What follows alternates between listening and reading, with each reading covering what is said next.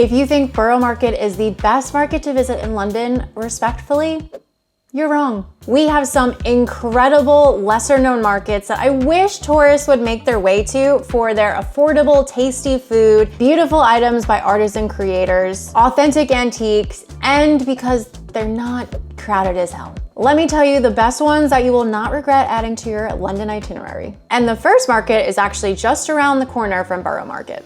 Down what's called the rope walk, because they used to make long ropes for boats here, is Maltby Street Market, which is a diverse mix of pop-up food stalls. Honestly, the food here is so good. I don't know how they get like some of the best food stalls in London at this one market. It's amazing.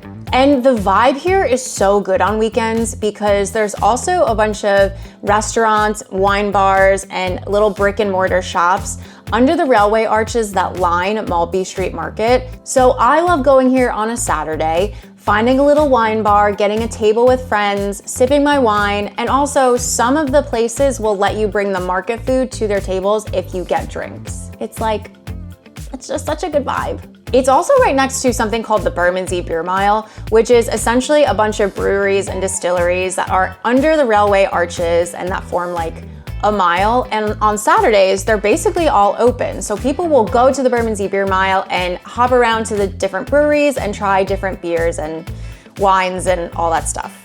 I might have been drunk there about 3 weeks ago. If you saw me, you didn't. It is fun. It's a great area. Now, the next market is great if you're in central London for sightseeing and you want some of the most affordable eats in the area. Berwick Street Market, which is one of London's oldest markets dating back to 1778, is down a pedestrian street in Soho called Berwick Street, obviously. And in the 1980s, it became the spot for vinyl collectors to go because it had so many vinyl shops on it. It was actually called the Golden Mile of Vinyl. These days, the market pops up with some of the most affordable food that you're gonna find in all of Soho and central London. And that's saying a lot because it's very expensive in central London to eat. There's a really nice mix of hot lunch and early dinner options. And there's some restaurants, cafes, and quick bite places that are in brick and mortar shops that are along the market as well. Just a heads up, there is no seating at Berwick Street Market. So this is gonna be more of a, if you're like on the way to sightseeing and you wanna get something really affordable and that you can take away with you, or that you can bring back to your hotel or bring to like a park. Okay, this next one is my local. I'm there basically every weekend.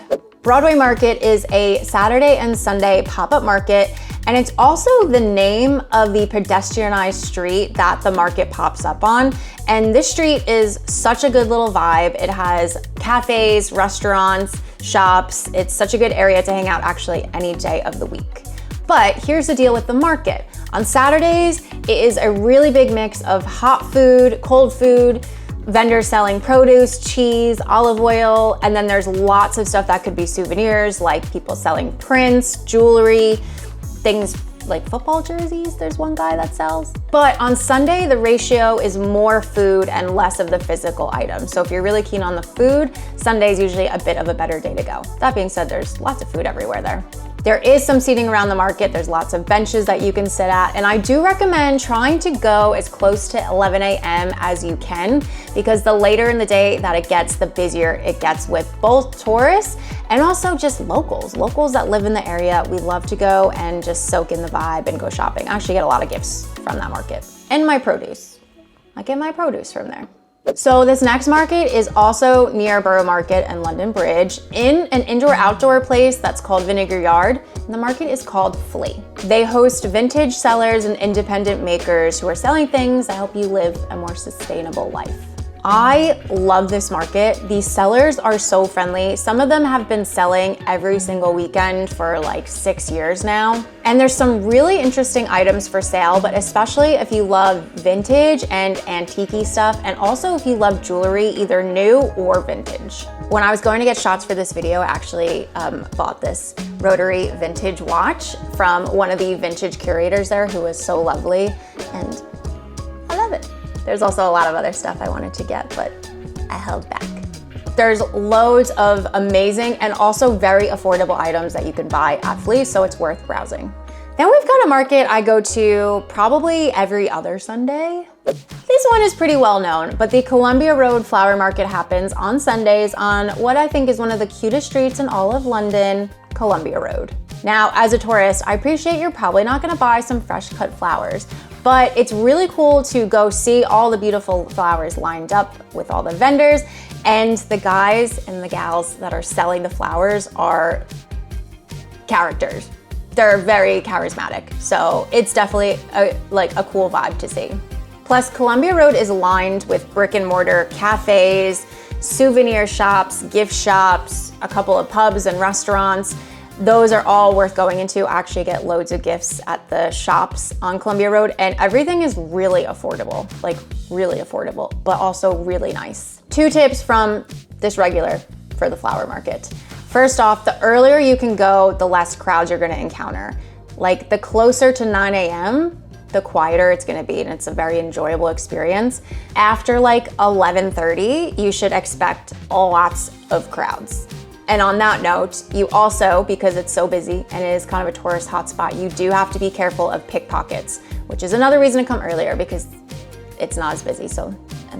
I guess they haven't woken up yet.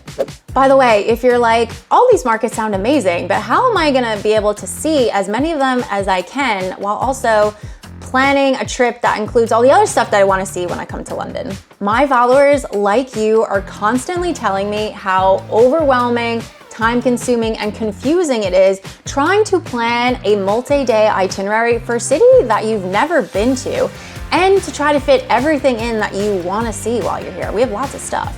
Well, I, a London expert who has lived here for over 12 years, am here to help. Just grab one of my ready-made London itineraries because I've already planned your trip for you. And don't worry, it is very flexible. Along each day's route, I give you tons of options for attractions, hidden gems, places to eat, and places to drink, so you can decide what to do based on your budget and interests. It's all plotted on the digital map that comes with my itinerary, even all of the toilets along the route, so you never have to worry about if you're gonna be able to find one when you need to find one. That's the feature that everyone always comments that they wanted so much. My London itineraries have been used by over 8,000 tourists just like you, and they have over 140 5-star reviews. So go ahead and scan this QR code or click the link down in the description box of the video to check them out and to get one for yourself. Okay, if you like eclectic and crazy stuff, I think this next market is for you. Brick Lane Market in Shoreditch is funky. I always think that it's a bit of a funny market because it has such a weird range of things that you can get. It has the usual hot food and cold food. You can get juices there. There's also vintage, people selling knickknacks, and like people just selling the most random stuff, which is really on brand for Shoreditch, which is the very like eclectic, hipster, creative area of the city. I always think a browse at this market is really interesting. You can find some really nice and unique stuff here. Plus, once you're on Brick Lane, there's lots of options for vintage markets, shops, cafes, restaurants. There's loads to do in this area. Now, the best day to go to Brick Lane Market is on a Saturday because it's a little less busy than on Sunday, and you have basically all the same vendors as you would on Sunday, plus all of the shops nearby are open as well. Don't forget to scan this QR code to grab one of my London itineraries or just have a look at it. And if you're thinking of doing afternoon tea in London, well, there's 3 that most tourists end up booking, and they're really expensive. So I went and tested all of them to make sure that they are worth your money. And well, let's just say I had some thoughts. So if you want to go watch that video next, make sure you don't waste any money when you're in London, then click the box that's popping up over here. And I'll see you in the next one. Bye.